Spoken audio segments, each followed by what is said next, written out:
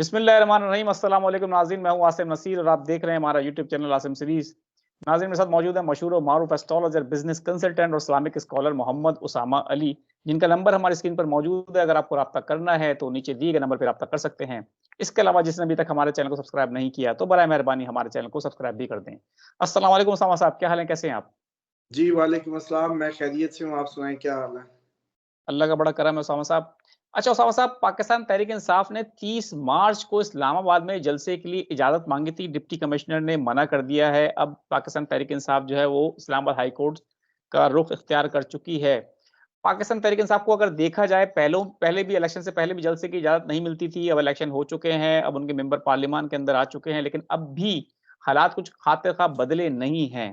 अभी भी जलसे की इजाज़त नहीं मिली और कहा जा रहा है कि दहशतगर्दी का खतरा है।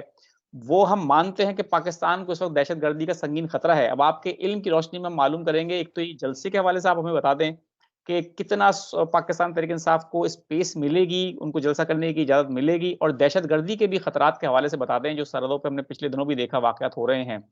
तो दहशतगर्दी की कार्रवाइयाँ आप क्या समझते हैं कि मज़ीद खुदा ना ख़ास्ता इस तरह के इम्कानात आपको इस मुल्क में लग रहे हैं? बिस्मिल्लाहिर्रहमानिर्रहीम, अल्लाहुम्मा सल्लि अला मुहम्मद व अला आले मुहम्मद। आसिम साहब, सबसे पहले तो ये बात है कि with in the country unrest के 100 बहाने हैं ना, तो 100 के 100 होंगे।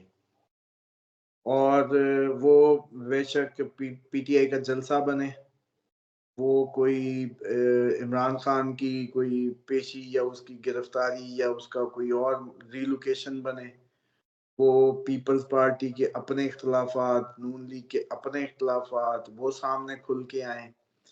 वो आपके कोई और इस तरीके की हर तरह से ये अनरेस्ट आपके सर पे है। जो आपने बॉर्डर साइड की बात की, वो भी आप समझ लें कि उस जंग की तरफ हल्के-हल्के जा रहे हैं, मूव ऑन हो रहे हैं। और ये भी हम खतरे में ही हैं, बॉर्डर साइड्स पे भी और विद इन द कंट्री भी। इसलिए ये तो अब आपको कभी इधर सुनेंगे, कभी उधर सुनेंगे, यहाँ ये हो गया, वहाँ वो हो गया, या धमाके या इस तरह की चीज़ें, अटैक्स, टसल्स, फायर, या जैसा गन फायर इधर हुआ आपके प्यूटन के उधर मॉस्को में। तो इस तरह की जो एक्टिविटीज़ हैं, और मज़े की बात ये है कि ये जो एक्टिविटीज़ हैं, ये सिर्फ़ पाकिस्तान या अब इसमें सिर्फ़ रशिया में नहीं, ये मसाइल सबसे ज़्यादा अमेरिका में भी अब आप देखेंगे। इस तरह के गन फायर्स, अचानक धमाके, चीज़ें, मामलात, ये ओवरऑल ही पूरी जैसे कहते हैं ना कि सिनेरियो बिल्ड होगा। अच्छा उसामा साहब, इंडिया के अंदर भी इलेक्शन जो है वो होने वाले हैं, और हमेशा हमने देखा है कि भारत जब भी इलेक्शन होते हैं तो कुछ इस तरह की छेड़छाड़ करता है, जिसके बाद वो ताकि सिंपैथी वोट लेता है और एक हुब्बुल वतनी का जज्बा जगाता है। मोदी सरकार की हमेशा से कोशिश होती है।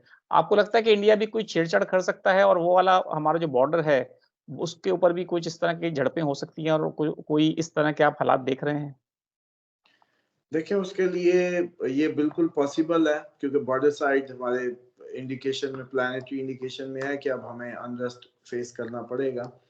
लेकिन जो इंडिया है, इंडिया की भी सिचुएशन ऐसी है कि वो भी बड़े गोल अचीव करने में बड़ा इसराइल की तरह का एटीट्यूड, बड़ा एरोगेंट एटीट्यूड अडॉप्ट कर सकता है। और इस दफ़ा वो अगर आएगा तो इस तरीके से नहीं आएगा जैसे पिछले हमने टाइम्स में ऑब्ज़र्व किया, और बड़ा ही फ्रस्ट्रेटेड आएगा और कुछ गेन करने के लिए आएगा, और ढीला हाथ नहीं रखेगा। लेकिन वो हाथ उस वक़्त तक, जैसे कहते हैं कि अभी पेंडिंग में है, जब तक उनके दोस्त की सो कॉल्ड गवर्नमेंट है, तो उसी से टाइम बाय हुआ है। जिस दिन शहबाज शरीफ साहब गिरे, उस दिन इसका जो चांसेस है मज़ीद ब्राइट हो जाएँगे। और मुझे लगता है कि नवाज़ शरीफ साहब ने बदला तो लेना ही लेना है। अब वो किस-किस से लेते हैं, कैसे लेते हैं, शहबाज शरीफ की हुकूमत को गिरा के लेते हैं, इस्तीफ़ा लेके लेते हैं, क्या करते हैं, ये भी तेल देखें और तेल की धार देखें। ये जो मैं बात कर रहा हूँ, ये भी किसी के दिमाग में नहीं है, लेकिन ये आप आने वाले दिनों में ज़रूर देखेंगे। और इंडिया की जो ट्रांसफ़ॉर्मेशन है, वो भी ऐसी मुतवक्किल है, ऐसा ही इलेक्शन मुतवक्किल है, जैसा आपके यहाँ हुआ है। और इसमें ये भी पॉसिबिलिटी है कि इसको एज़ ए केस स्टडी देखा जाए, उसमें ये जो आपका इलेक्शन है इसमें बहुत बड़ी लर्निंग थी पॉलिटिकल साइंस के स्टूडेंट्स के लिए। और प्लस इसमें ये भी चांसेस हैं कि ये जो कोलेशंस बने वहां भी, जैसे आपके यहाँ कोलेशंस ही बनी है ना, और न्यू कोलेशंस जन्म लिया, उनके भी ऐसे ही इलेक्शन होगा सेम एज इट इज। मतलब पाकिस्तान की कॉपी पेस्ट इलेक्शन होना है। क्यों? क्योंकि आप लोग हम लोग समझते हैं कि ये पार्टियों के चक्कर हैं, ये पार्टियों की बातें हैं, लेकिन नहीं, प्लैनेट्स इस तरीके की असर डाले हुए हैं जिसने इस तरह के नताइज लाने ही लाने हैं। तो आप ये भी देख लीजिएगा, ये मेरा ख्याल है चांद गिरन और सूरज गिरन के दरमियान में ही होना है उनका इलेक्शन। बिल्कुल ठीक है। अच्छा उसामा साहब, पिछले दिनों हमने देखा कि अभी आपसे हम बात कर लेते हैं क्योंकि आपने भी अभी रिसेंटली बताया है कि, और इससे पहले आपने एक पेशन गोई भी की थी कि नवाज़ शरीफ साहब जो हैं वो बदला लेंगे। और ख्वाजा आसिफ हैं वज़ीर दिफ़ा, उनका जो हमारे बड़े की पोस्ट पे बैठे हैं, वफ़ाकी वज़ीर हैं, उनका एक स्टेटमेंट आया है जिसके बाद बड़ी मीडिया में गूंज पैदा हुई है कि उन्होंने कहा है कि आर्मी चीफ जो हैं साबिक जनरल बाजवा साहब और डीजी आईएसआई फैज़ हमीद साहब, उनको पार्लियामेंट में बुलाया जाए और इस तरह की बातें कर रहे हैं। एक तो पहली बात है कि ये कितना मुश्किल होगा बुलाना, क्योंकि इससे पहले हमने कभी कोई ऐसी नज़ीर देखी नहीं है और वो खुद से तो उन्होंने ऐसी बात की नहीं है। इसके पीछे आपको किसका दिमाग लगता है? क्या नवाज़ शरीफ साहब दोबारा से टकराव की सियासत की तरफ जा रहे हैं? डेफिनेटली नवाज शरीफ साहब का ने बदला लेना ही लेना है। और मैंने आपको याद होगा कहा था कि इस साल दुश्मनों पे हावी रहेंगे, तो उनके साथ जो हो गया है, जो भी मामला, तो आप देखेंगे इन कुछ दिनों में अपकमिंग नवाज शरीफ साहब बदला लेंगे। और शायद ये मुझे लगता है कि ये एक तीर दो शिकार का मामला हो। इंस्टीट्यूशन को अपना इमेज बेहतर करने के लिए भी कव्वे टांगने पड़े, इस तरह का भी मामला हो सकता है। तो आपको ये लगता है कि नवाज़ शरीफ साहब ने ज़हनी तौर पर ये तस्लीम कर लिया है कि अगर उनका हल्का खोला भी जाता है, क्योंकि इस तरह के स्टेटमेंट के बाद तो नवाज़ शरीफ के लिए और मुश्किलात पैदा हो सकती हैं और वो लंदन भी जा रहे हैं। और हुकूमत गिरा अगर देंगे नवाज शरीफ साहब, खुद आएंगे किसी भी तरीके कहेंगे, वरना बहाने उधर ले जाएंगे। आप देखिए उनको आप सबकी हुकूमतों से क्या लेना देना। केस खत्म हो चुके हैं, बच्चे क्लीन हो गए हैं, हमटी डमटी भी निकल गए, सब ओके हो गया, बेटी वजीर आला है, सब ओके। वफाक का क्या लेना देना? जरदारी साहब ने सही तमाशा बनाया, उनके साथ खेले हैं, उन्होंने अब बदला लेना ही लेना है। तो उस बदले के नतीजे में अगर इनकी सीट को हाथ डाला गया तो इन्होंने पूरा कहना, चल भाई, पीपी आती है, वजारतें लेती है हमारे साथ तो ठीक, वरना फिर ये गई। तो उसामा साहब, अगर आपका इल्म क्या कहता है, आपकी सियासी बलूगत और सियासी समझ-बूझ भी आपकी है, आपके पास सितारों का इल्म भी है, तो आगे का मंज़रनामा आप क्या बनता देख रहे हैं? अगर ये नून लीग की हुकूमत इस तरह के हालात पैदा करके अगर जाती है, तो इसका बेनिफिशियरी पीटीआई को देख रहे हैं आप? देखें डेफिनेटली अब तक जितना भी सारा कोलैटरल हुआ, जो भी 16 माह की पीडीएम की गवर्नमेंट से लेके अब तक का जो बेनिफिशियरी है वो पीटीआई ही है। और नवाज शरीफ साहब तो अब खाली हाथ फ्रस्ट्रेशन निकालने से ज्यादा इनके हाथ में कुछ नहीं है। और बल्कि चाहता कोई भी नहीं है, हर कोई अपनी तरफ से तो बड़ा समझदार होके ये सारी सूरत हाल को कर रहा होता है, लेकिन हालात इस नहज पे नजर आ रहे हैं कि चीजें कंट्रोल से बाहर हो जाएंगी। और ये लोग ये 2-3 माह के अंदर अंदर ही जैसे कहते हैं कि एक्सपोज होने लगेंगे। और इनके अपने अंदर के शोर, पीपल्स पार्टी के अंदर के शोर, नून लीग के अंदर के शोर बहुत गूंजदार मिलेंगे आपको। और उसके नतीजे में फिर शायद ये हो कि ये सारा मुरब्बा बने, इसी के अंदर इसी असना में फिर हम एक जंग में चले जाएं, फिर उसी असना में कौम को इकट्ठा करने के लिए हल सिर्फ इमरान खान को आगे लाना हो, फिर इसी असना में वो कहें कि अब और खर्चे मर्चे के पैसे नहीं है, इलेक्शन वलेक्शन के निज़ाम ही कोई नया ले आए चीज़ें, ये आखिरी इलेक्शन हो, ऐसा पॉसिबल हो सकता है ये इस सिनेरियो में। और ये लगता है कि फिर ये जून मई जून जुलाई में ये चीज़ें पक रही हों और कोई 15 अगस्त को 14 अगस्त को पाकिस्तान की आज़ादी का दिन मनाया जाए और नया दिन हो 15 अगस्त, इस तरह की कहानी भी हो सकती है। और ये ऐसा सीक्वेंस बनता है जब इमरान खान की देखें पोजीशन, इधर की देखें पोजीशन, हमारी अकल के टाइम और ओवरऑल सिनेरियो। और उस वक्त तक मुझे लगता है अगस्त सितंबर अक्टूबर में उससे पहले पहले ट्रम्प ने भी आग लगाई पड़ी होनी है अमेरिका में, अच्छी खासी अनरेस्ट होगा, अमेरिका को अपनी पड़ी होगी, तो हमारी उम्मीद है कि जान छूट जाएगी कुछ दिनों के लिए, तो हमारी जान छूटेगी तो डेफिनेटली यहाँ वाले जो हैं वो ग्रिप लूज होगी।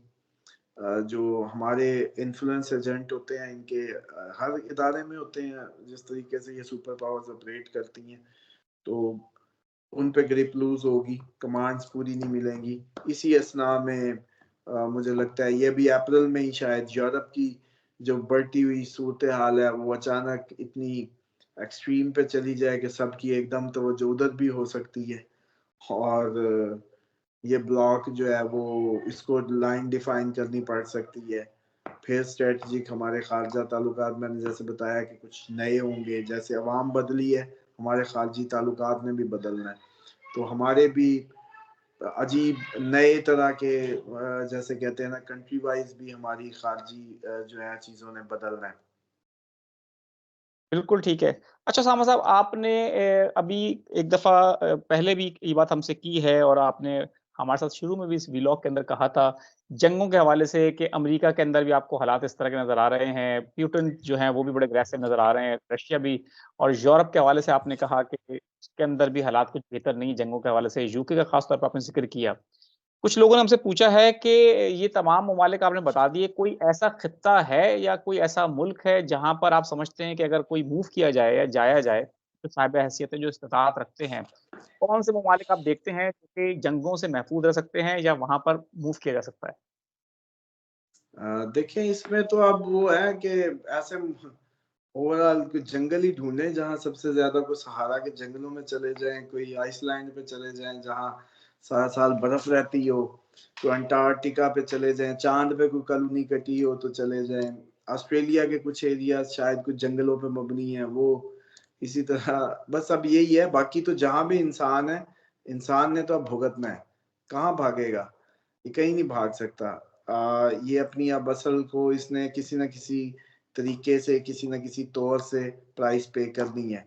तो इसीलिए तो मैं बड़ा प्लान कर रहा था पहले ओवरसीज़ सारा, अब तो मैंने पाकिस्तान की जंगल तलाश किए हैं जो एग्री प्रोजेक्ट है, बल्कि उसकी भी किसी दिन डिटेल वीडियो आपके साथ करते हैं। अभी तक उस पे बात नहीं हुई, आपके व्यूअर्स के लिए भी वो तोहफ़ा है, एक ऐसा प्रोजेक्ट जैसे जैक मा और बिल गेट्स अपना ही एग्री लैंड्स में चले गए हैं।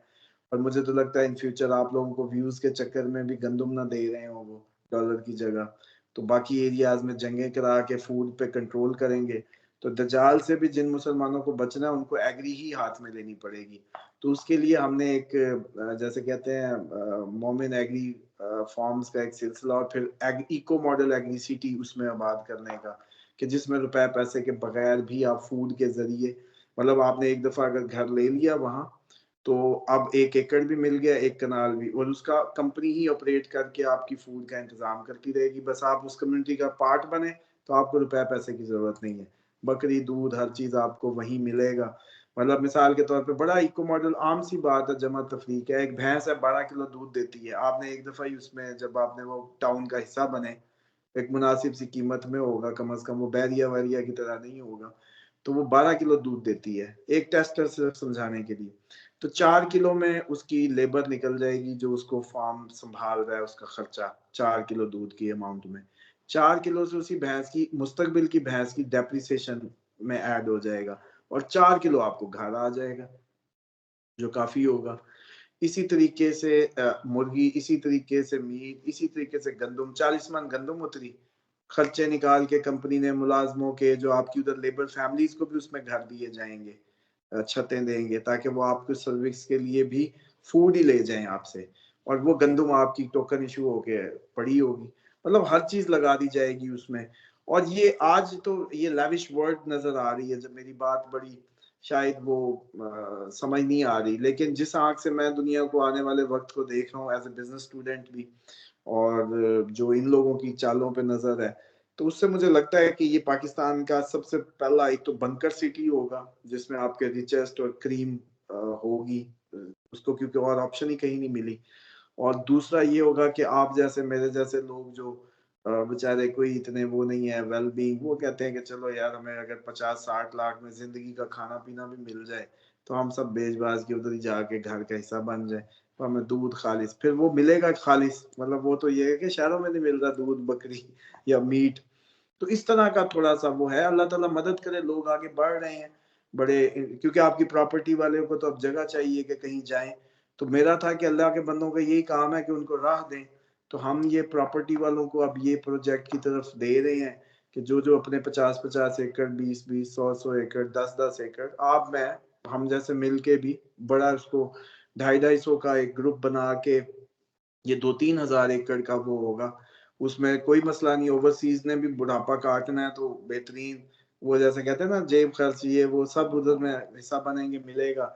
और हेलीपैड से लेके हर चीज़ ही देंगे, सोलर से लेके बायोगैस इवन सब कुछ होगा। तो उसमें सिर्फ़ अब मुसलमानों को ना एक कलेक्टिव अप्रोच चाहिए, मोहब्बत। ये आब हयात का इन्होंने सिर्फ़ नाम सुना है कहानियों में, आब हयात का अभी तक चखा नहीं है। आब हयात मेरी मोहब्बत है आपकी हयात से। तो मैं जब आपकी मोहब्बत में आपको खुश करूँगा या आपके लिए सोचूँगा तो आपकी ज़िंदगी को नमू मिलेगा, वो बढ़ेगी। और अगर इसको मैं नोचूँगा, स्ट्रेस दूँगा, इसको डिसीव करूँगा, इससे नफ़रत करूँगा, ये कम होगी। कर्ज़ करने पे ज़िंदगियाँ कम होती हैं और मोहब्बत से ज़िंदगियों को यही आब हयात है। और इस सिटी में भी ये आब हयात पिलाया जाएगा, जिसमें हम एक-दूसरे को मादे के बगैर मतलब वो सब रह रहे होंगे और कर रहे हैं। फिर गैरत भी शायद दिखा लें।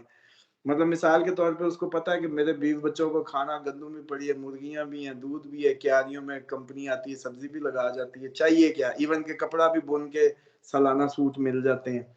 तो अब अगर किसी को गैरत दिखानी होगी दुनिया में कहीं जाके, कोई फ़लस्तीन से लेके कहीं भी या अपने ही घर में अब तो जंगें आ रही होंगी, तो गैरत दिखा सकेगा कम से कम। बिल्कुल। बगैरती के जैसे कहते हैं ना घूँट पिए बगैर भी ज़िंदगी गुज़रेगी।